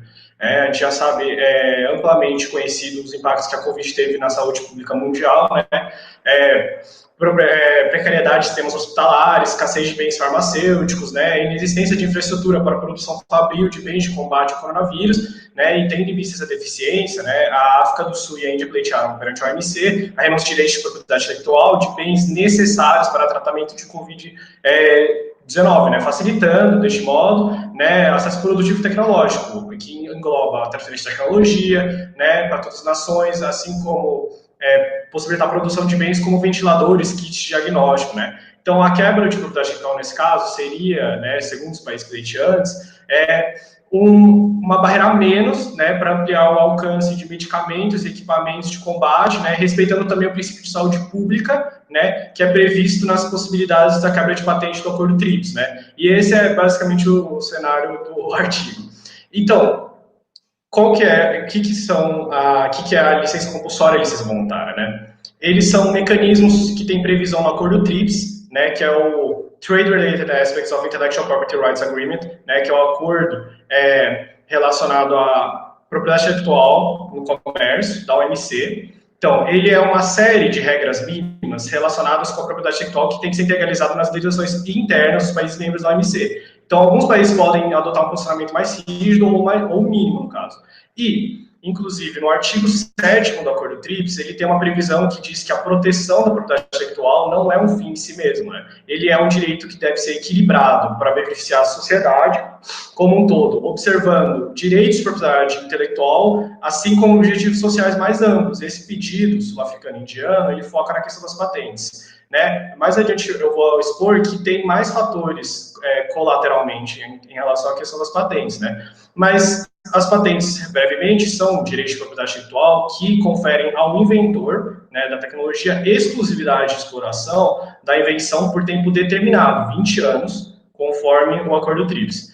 Então, como é que seria feito esse acordo a essas patentes, né? Então, licença compulsória ou licença voluntária, né? Então, o que é a licença compulsória? Ela é uma licença que não tem a cooperação do inventor da tecnologia, né? É um método que permite que um terceiro usufrua de uma tecnologia patenteada, né, sem necessariamente ter a autorização do inventor, né? É um instrumento que permite que um país, no caso, somente que seu território, em uma situação emergencial, viole o direito de exclusividade da patente, né, para a produção e fornecimento de uma tecnologia essencial para essa situação excepcional, né? Então, conforme prevê a OMC, inclusive na legislação brasileira, na Lei 9.279 de 96, né, a licença compulsória só pode ser concedida se respeitar essas regras. No caso, somente concedida para bens e situações específicas, né, e excepcionais, né, só concedida após esgotamento de negociação razoável com o proprietário da patente, né, situação de emergência nacional, né, extrema urgência, né, tempo determinado, né, não é exclusivo. Então,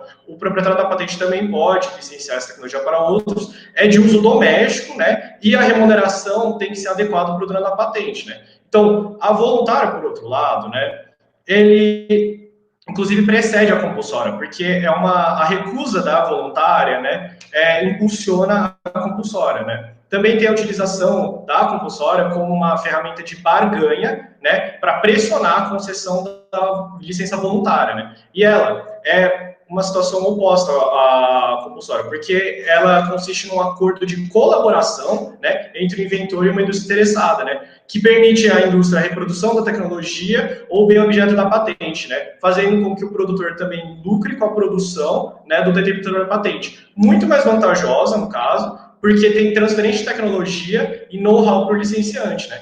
Porque, por exemplo, permite a licença voluntária a criação do CTAP, né, que é o COVID Technology Access Pool, né, serve como estímulo de compartilhamento de tecnologias relacionadas à saúde, né, abarca um espectro mais amplo de tecnologias como remédios, vacinas contra a Covid, né, tem a cooperação do possuidor, então não existe atrasos, né, e desafios que a compulsória apresenta, como, por exemplo, o violador da patente tem que descobrir o método produtivo, né, toda a etapa fabril, então não tem esses atrasos.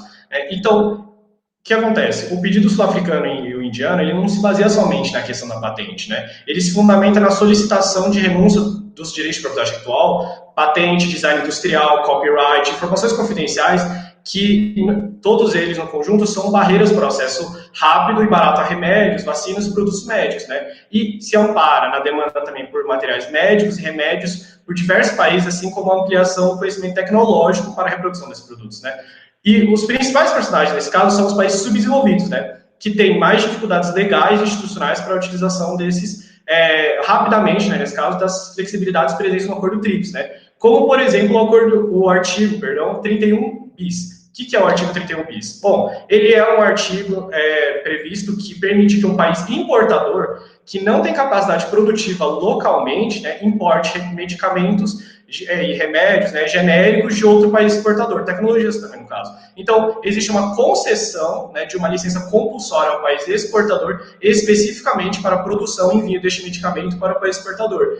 Então, por que existe, então, essa necessidade, se tem esse mecanismo do Acordo TRIPS, por que a Índia e a África do Sul fizeram esse pedido perante a OMC, né? Em vez de simplesmente utilizar a licença voluntária, a licença compulsória, propriamente na legislação deles. Porque, historicamente, existe a possibilidade das farmacêuticas, né, em retaliação às quebras das patentes, né, não importar certos medicamentos para o país violador. Também existe a possibilidade de retaliações fora do espectro farmacêutico, né, que são retaliações comerciais, que são movidas por lobbies farmacêuticas, né, contra os países replicantes, né, das tecnologias. Um exemplo que vem é o da Sofosbuvir, eu acho que é esse o nome, que é um medicamento de hepatite C, que foi quebrado a patente aqui no Brasil, e demorou 2 anos para o Brasil replicar, por exemplo, e conseguir produzir o remédio com a licença compulsória, né? Então, a curto prazo, o que ocorre? A quebra da propriedade intelectual, né, impulsiona as indústrias de bem e saúde locais, que têm capacidade técnico-produtiva, né, porque a quebra da patente é o único obstáculo para a replicação tecnológica, é a barreira jurídica, né? A longo prazo, no entanto, a gente tem uma possível retaliação, inclusive, né, existe a possibilidade de que as indústrias farmacêuticas, né, recusem investir em pesquisa e desenvolvimento, né, estagnando avanços tecnológicos, né. Então, nós temos uma linha muito tênue, né, que é o direito de propriedade intelectual, que não deve ser um obstáculo jurídico para o adequado acesso à saúde, né, mas também não pode ter uma quebra de direitos a ponto de resultar em perda de incentivos para ocorrer inovações futuras na área dos fármacos, né. Então, agora, a gente vai abordar a questão dos obstáculos, né? Então, primeiramente, qual que é um dos grandes obstáculos, né? As vacinas, que são um produto com elevada complexidade biotecnológica, né? Por exemplo, os insumos, nós sabemos mesmo, né? Os IFA, né? O ingrediente farmacêutico ativo, né? Procedimentos elaborados, protegidos por diversas etapas produtivas, né? Método, segredo industrial e as próprias patentes em si, né? Então, as diversas facetas da produção das vacinas mostram que a licença compulsória não é ferramenta suficiente para solucionar o problema, porque a produção delas é regulada por outras restrições, né? Eles são um bem médico que exige a cooperação técnico-produtiva das empresas proprietárias de tecnologia, garantindo sucesso e zero vícios, né? Então, também é impulsionado porque existe hoje, né, a nacionalização das vacinas, né, adotada pelos países desenvolvidos, que impulsiona a desigualdade no acesso a vacinas, né, por meio dos acordos bilaterais entre governos farmacêuticos. Embora esse país tenha contribuído para a COVAX Facility, né, que facilita o acesso às vacinas, né, eles mesmo assim firmaram acordos bilaterais com as farmacêuticas diretamente com a justificativa de soberania e saúde pública, né. Um claro movimento também de desconsideração aos outros países foi o Defense Production Act, que foi um ato firmado pelos Estados Unidos que impediu a exportação de insumos necessários para a fabricação de produtos médicos de combate à Covid-19, impactando toda a cadeia produtiva mundial, né, e prejudicando diretamente países que dependem desses insumos essenciais para a produção de ativos médicos farmacêuticos, né. É um posicionamento nacionalista, né, que é contrário aos princípios de saúde pública e epidemiologia, né, e privilegia as nações meramente pelo poderio econômico e político e contraria também os princípios multilaterais da OMC, né. E a gente conseguiu concluir, né, que no caso eles fizeram esse pedido para suavizar, a Índia e a África do Sul fizeram esse pedido perante a OMC, porque eles queriam suavizar a possibilidade de retaliação e estimular também a construção de licenças voluntárias, né, por meio da pressão de diversos países, né, e a OMC, né, permitindo a transferência de tecnologia, no caso, know-how, segredos industriais, né, mas não temos consenso entre os países, né, não possibilitou o prosseguimento do pedido, e os Estados Unidos, num movimento notável, né, ele apoiou a renúncia do direito de propriedade intelectual das vacinas, atendendo parcialmente ao pedido dos pleiteantes, né, porque eles queriam a renúncia dos direitos para todos os produtos médicos, né. Então, mesmo com a renúncia do direito de propriedade intelectual, isso não é uma bala de prata, porque tem diversos países com barreiras de ordem técnico-produtiva, né? Carência de mão de obra qualificada, ausência de know-how para a produção efetiva, dificuldade de acesso a insumos fundamentais para a produção de vacinas e de remédios, né? Então, a gente pode ver que existe... então, podemos ver que a renúncia só ia beneficiar uma pequena parcela dos países que já tem infraestrutura e capacidade produtiva na confecção de vacinas e remédios. A Índia, por exemplo, tem capacidade tecnoprodutiva para usufruir dessa renúncia, por exemplo, né? Então, o pedido não responde também, inclusive, uma questão muito importante, né? Como é que seria feita a transferência de tecnologia e de know-how? Então, a gente tem uma situação persistente de dificuldade de aquisição e produção de meios de combate ao Covid, né? Seja de produtos prontos para o uso, né? E também seja para a fabricação deles, né? Então, temos a necessidade de uma união de esforços de países, né? Que possibilite um incentivo de transferência de tecnologia, né? E conhecimento produtivo, permitindo a expansão fabril, né? E ampliar a permissão de compra de bens de gênero médico hospitalar, né? Então, vimos que a solução seria uma cooperação, né, entre as empresas farmacêuticas e países com uma certa infraestrutura para a reprodução de complexas fórmulas, né, por meio de licenças voluntárias, garantindo ampliação, acesso à saúde, né, e a presença da proprietária da invenção nas etapas industriais, né, porque enquanto houver a continuidade das barreiras à exportação de matérias-primas e relutância em distribuir a informação tecnológica produtiva, não vai ser fácil, não vai ser suficiente essa renúncia requisitada pela Índia e África do Sul para superar a crise sanitária mundial. Eu acho que por aqui eu encerro minha fala.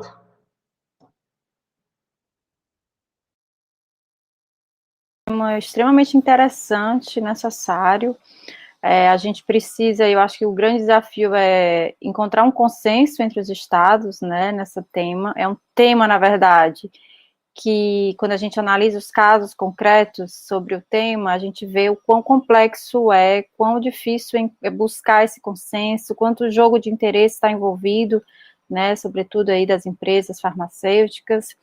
E aí a gente volta um pouco, né, nessa questão da cooperação entre os estados, né, a gente realmente precisa, a gente está num problema de pandemia, então a gente precisa refletir também quais são as soluções, a gente precisa de soluções comuns, e para a gente encontrar soluções comuns, a gente precisa de um consenso entre os estados, né, então a gente poderia levar em conta, sim, o contexto no qual e qual o impacto negativo essa crise está gerando, e os estados poderiam realmente, de forma mais imediata, buscar soluções concretas, né, para sanar esse problema. Então, Johnny, parabéns pelo seu trabalho. Eu não entendi, você está escrevendo a sua dissertação sobre esse tema, ou foi só um eixo que você puxou para tentar dialogar com a Covid? Não, eu pesquiso sobre direito de propriedade direito de propriedade intelectual, na realidade. Direito comparado, no caso. E aí eu vou fazer sobre inovação tecnológica, direito de propriedade intelectual das inovações tecnológicas, e aí eu pretendo fazer um recorte sobre como o Acordo TRIPS, por exemplo, ele se manifestou diferentemente nessa questão de inovação tecnológica, e ainda estou vendo os quais países, no caso, mas o plano, no caso, é Estados Unidos e Índia. Estados Unidos, China e Brasil. Entendi. Interessante, Johnny. Parabéns pela sua pesquisa. Obrigado. Então, acho que vamos passar aí para a última exposição, que é da Isadora. Não é isso, Isadora? Não. Eu me perdi aqui. Isadora, exatamente. Isadora Fernanda, que vai falar sobre o aumento da vulnerabilidade de imigrantes e refugiados durante a pandemia da Covid-19. Por favor, Isadora. Olá, vocês estão me ouvindo? Sim, tá ótimo. Tá, eu vou iniciar. Boa tarde, eu agradeço essa oportunidade em estar fazendo essa exposição oral do bloco 15 de Direito Internacional Privado e Covid-19. Eu agradeço a atenção de todos presentes. Me chamo Isadora, sou aluna do Centro Universitário Toledo, de Presidente Prudente, no estado de São Paulo. Eu, junto com a aluna Beatriz Camarga e com o professor João Pedro, nós realizamos essa presente produção, que começarei a expor para vocês. O título é O Aumento da Vulnerabilidade dos Imigrantes durante a Pandemia da Covid-19.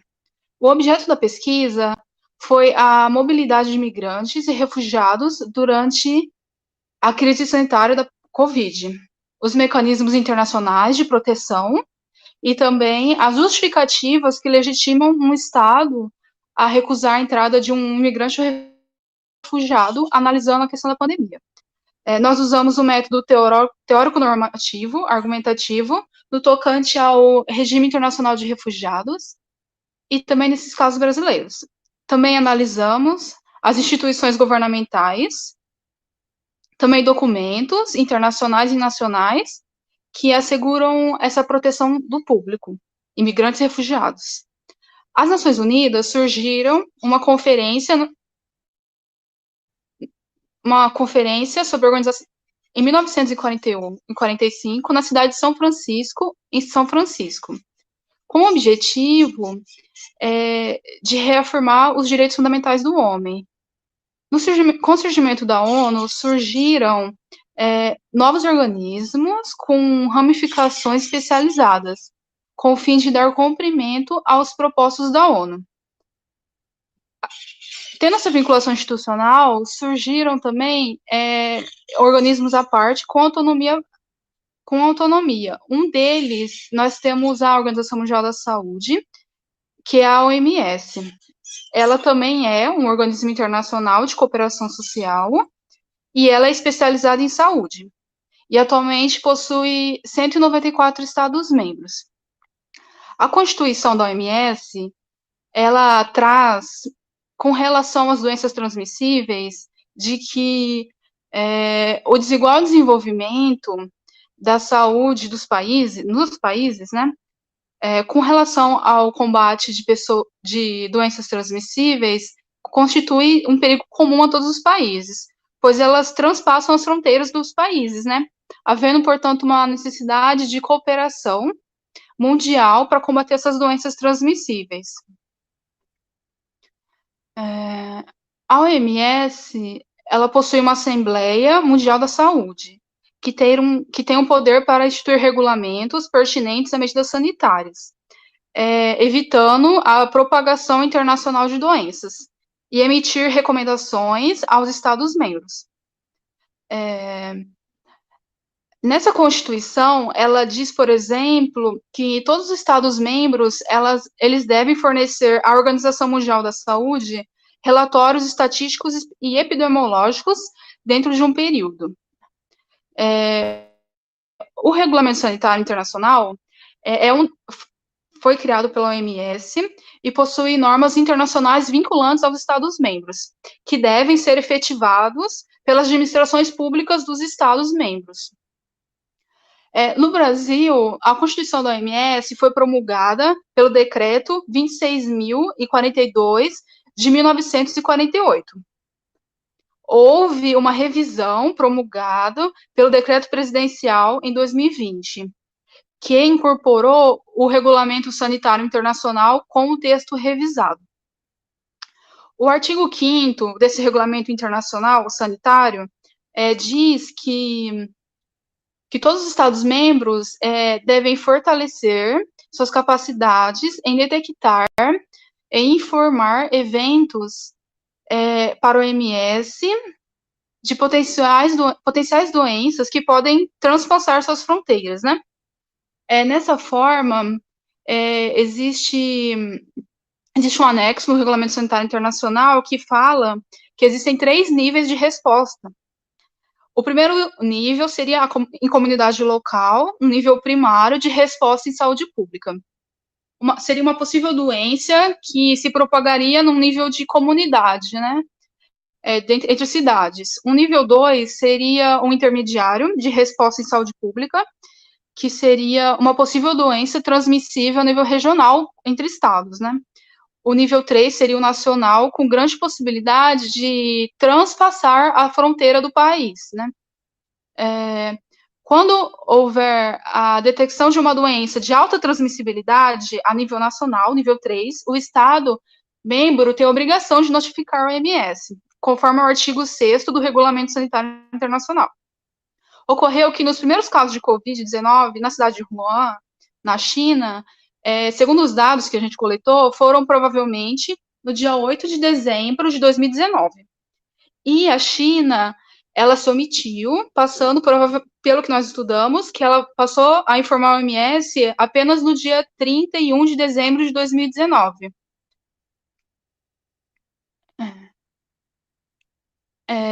O doutrinador Valério Mazzuoli, ele fala que essa falta de diligência da China acarretou prejuízos econômicos e de vidas humanas imensuráveis, que até o momento a gente não consegue ter noção da extensão das consequências, né?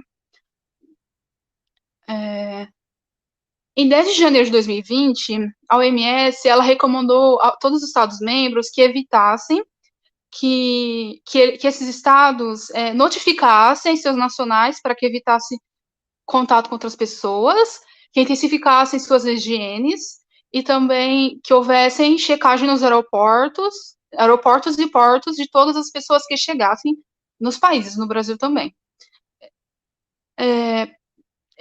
Com isso, eles tentaram evitar um aumento muito rápido da doença, prorrogando seus efeitos, né?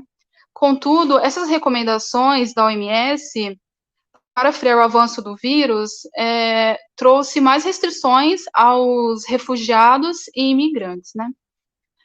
Com relação à proteção dos imigrantes e refugiados, o direito internacional dos refugiados tem uma proteção jurídica na Convenção relativa ao Estatuto dos Refugiados de 1951. Ela foi criado pela ONU também o Alto Comissariado das Nações Unidas para Refugiados, que visa proteger refugiados no mundo inteiro e ajudá-los, né? O doutrinador James Hathaway, ele extraiu uma definição de refugiado dessa convenção, dizendo que é toda aquela pessoa que, temendo ser perseguida por um motivo de raça, religião, nacionalidade, grupo social ou opinião política, ela não quer ou não pode permanecer no seu país de origem. O direito internacional dos direitos humanos tem como base o princípio da solidariedade e da cooperação entre os Estados. Além de que, a partir do momento da leitura da Lei de Imigração Brasileira de 2017, a gente percebe que o Brasil estrangeiro que entra no nosso território, os mesmos direitos relativos aos nacionais, com excepcionalíssimas exceções. Nós entendemos que qualquer medida de restrição ao território brasileiro deve ser fundamentada e não arbitrária, né?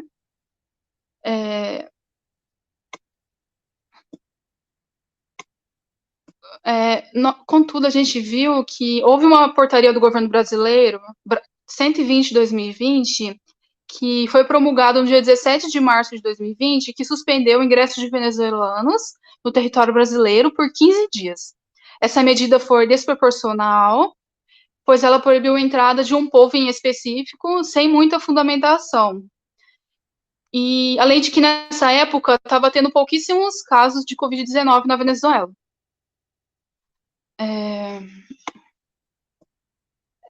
com relação à regularização migratória e pedido de refúgio durante a pandemia, o princípio da não devolução tem uma natureza cogente e ela é um direito acima de todas as normas positivadas que proíbe que os países devolvam ou expulsam pessoas para territórios onde elas podem estar expostas até a morte e perseguição. Foi reconhecido também a situação de refugiado daquele que entra no solo brasileiro, sendo que o Estado brasileiro não pode negar sua acolhida. No caso dos venezuelanos, eles estavam em um risco de retornar ao país de origem e, de repente, eles poderiam falecer de fome, né, devido à situação econômica da Venezuela.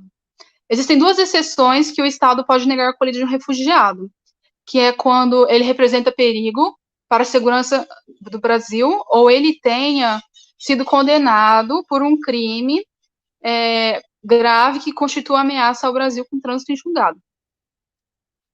A eventual situação de um refugiado contaminado por Covid-19, a gente percebe que é uma situação involuntária, não decorre da vontade do refugiado, já que a gente se pressupõe que ninguém se contamina propositalmente. Agora, o que é diferente dessas duas exceções que a lei traz, que pode negar a acolhida de um refugiado, que é nesse caso de que ele traz perigo à segurança nacional ou tem uma condenação definitiva de crime que traga perigo ao Brasil.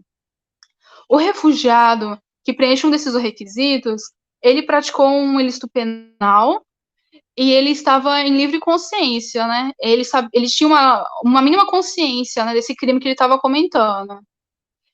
O que é diferente de um eventual refugiado ou imigrante que esteja contaminado por Covid-19, que é uma situação involuntária que não pode justificar a negatória de acolhida deles, porque não traz nenhum risco ao Brasil no âmbito criminal. A gente percebeu que o impedimento imposto no início da pandemia, restringindo a entrada dos venezuelanos, foi desproporcional e arbitrária, né? Restringiu a entrada de um grupo em específico, né? A pandemia trouxe grandes dificuldades, né, para o mundo inteiro, e a gente percebeu também que há um alto risco que esses imigrantes e refugiados, que já eram vulneráveis antes da pandemia, tenham seus direitos violados, tenham seus direitos humanos mais ainda violados com a pandemia. É preciso, sim, medidas restritivas para o controle da não disseminação da doença, mas não pode ser um argumento de exclusão desses grupos sociais, ou o aumento deles ingressarem no país de origem, né, para conseguir alcançar meios básicos de sobrevivência. A medida adotada pelo Brasil em restringir a entrada dos venezuelanos, ela foi xenofóbica e acabou incentivando práticas discriminatórias. A gente concluiu que é necessário que haja uma proteção efetiva, implementando políticas públicas, né, para proibir a doença, e também que haja uma cooperação entre todos os Estados-membros no acolhimento desses refugiados, em especial nessa época de pandemia. E é isso, gente. Muito obrigada, Isadora. Realmente é um tema de extrema atualidade. A gente muitas vezes, né, num contexto de pandemia, a gente fica, né, pensando no brasileiro que realmente tem sofrido demais com o cenário atual, mas é um aspecto também que a gente precisa discutir e aprofundar todos esses dados que estão sendo levantados, sobretudo por organizações não governamentais que trabalham com a questão do migrante. Então, essa questão é de extrema relevância, inclusive eu considero que um dos focos, não sei se essa seria uma pesquisa inicial sua, Isadora, ou é algo que você queira ou tem interesse em aprofundar, né, inclusive de fazer um artigo específico. Eu acho que você poderia, inclusive, refletir justamente sobre esses retrocessos, né, da política migratória brasileira no contexto da pandemia. Então, quais são esses retrocessos? Tentar aí enumerar, elencar, porque não o governo ele não emitiu apenas uma decisão específica, né, relativa à restrição excepcional e temporária quanto aos venezuelanos, né, mas também teve uma outra decisão do governo federal em relação à restrição, né, excepcional e temporária por um período de 15 dias, de entrada, é muito expressa isso, a entrada no país de estrangeiros que vinham da Argentina, da Bolívia, da Colômbia, da Guiana, Guiana Francesa, da Guiana, do Paraguai, do Peru, ou seja, a gente vê realmente que o Brasil ele restringiu o acesso de imigrantes, né, de países aqui da América do Sul, onde não havia, na verdade, à época, em março de 2020, não havia muitas pessoas infectadas, né, com o novo coronavírus nesse país. Não era o epicentro da pandemia. Então, enquanto isso, a gente percebeu, à época, que o Brasil continuou recebendo migrantes vindos da China e da Itália, né, que foram, à época, considerados os dois países como epicentro da pandemia. E aí, a gente percebe realmente que o Brasil, ele adotou, na verdade, medidas restritivas direcionadas, e a gente tem lido aí alguns textos que abordam justamente o teor político dessa decisão. Então, é algo que você, inclusive, poderia analisar de forma mais profunda, né, esses retrocessos, e aí tem outras decisões, sobretudo em relação a medidas de quarentena obrigatória, né, que não foi adotada pelo governo brasileiro, enfim, indo na contramão das medidas internacionais em relação a esses migrantes. Então, eu acho que ficaria uma pesquisa bem atualizada na perspectiva nacional, certo? Tentar aí trazer todos esses dados e todos esses instrumentos jurídicos que foram adotados nesses 15 meses, né, de pandemia. Então, é algo que vale a pena aprofundar e a gente realmente refletir o porquê de tais medidas direcionadas a esses países vizinhos, que, na verdade, muitas vezes eles não vieram em razão da pandemia, mas por questões outras, né, e que o governo brasileiro deveria ter levado em conta, e que não foi o caso. Então, eu acho que você pode aí refletir, e vai com certeza ficar um artigo, né, uma futura pesquisa muito atual e necessária, né, nesse contexto de a implementação da política migratória brasileira no contexto da pandemia. Eu acho que poderia já ser o seu título, né, de artigo, de pesquisa. Então, esse ponto, ele deve ser, sim, analisado. Uma outra questão, eu tenho uma aluna, Isadora, que tratou no seu mestrado sobre os desafios jurídicos das crianças refugiadas indocumentadas e desacompanhadas. E ela tentou analisar os métodos de aferição de suas idades. Isso é uma outra questão bem atual, né, em relação a essas crianças que tentam ingressar no Brasil ou em países europeus. Existe, inclusive, uma decisão da Corte Constitucional Francesa que aborda bem essa questão dos métodos de aferição de idade.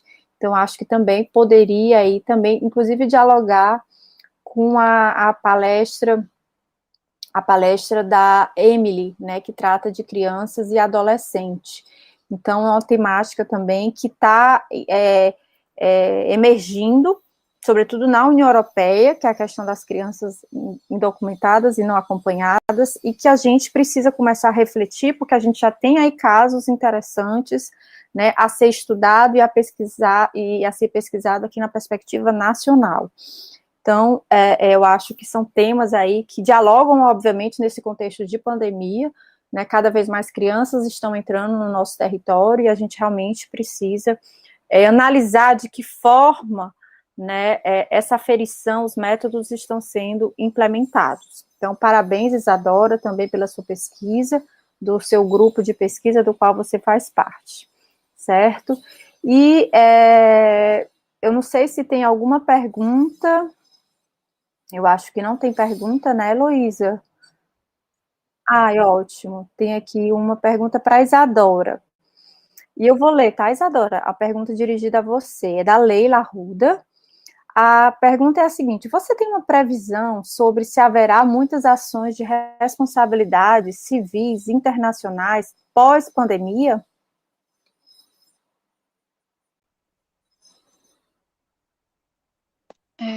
Oi, boa tarde. Eu fiz essa pesquisa sob orientação do professor João Pedro, né, que ele faz mestrado nessa parte de Direito Internacional. Eu sou aluna da graduação. Eu não tenho, assim, um conhecimento muito aprofundado nessa questão de ações internacionais, né, buscando uma indenização e tal, mas eu acredito que possa, sim, chegar, né, nos tribunais superiores aqui do Brasil e, eventualmente, até em tribunais internacionais, né, discutindo, de repente, chega um caso na corte interamericana daqui a alguns anos, por alguma eventual violação de direitos humanos, de algum refugiado ou imigrante que tentou entrar no Brasil, mas eu acredito que vai aumentar bastante, sim. Eu concordo, Isadora. De fato, eu acho que essa vai ser a tendência, né? Dessas discussões, né? Ou essas discussões devem ser levadas às cortes de direitos humanos, que eu acho que é um debate que ele está surgindo e que com certeza daqui a alguns meses a gente vai ter aí vários casos, né, que serão levados aos órgãos de solução de controvérsias numa perspectiva internacional. Então, realmente, você tem razão, e essa vai ser a tendência, viu, Leila? Tá bom? Total. Então, a gente tem um caso prático, Leila, aqui no nosso país, né, a gente tem realmente um caso prático, uma realidade de ausência de medidas sanitárias e que a gente precisa acionar realmente essas cortes para que realmente a gente tenha uma resposta concreta. Então, eu acho que no mais, Heloísa, eu pergunto à organização se a gente pode finalizar o bloco 15.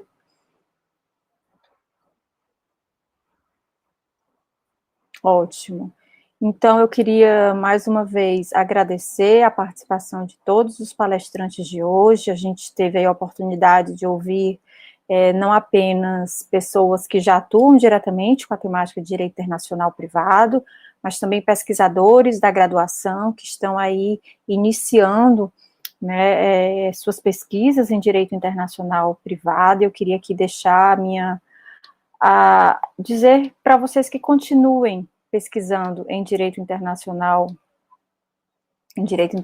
privado. Eu acho que é uma temática que precisa ser aprofundada pelos acadêmicos, sobretudo de graduação, vocês que estão na graduação e na pós-graduação. Eu vejo raramente pesquisadores de mestrado e doutorado pesquisando em direito internacional privado.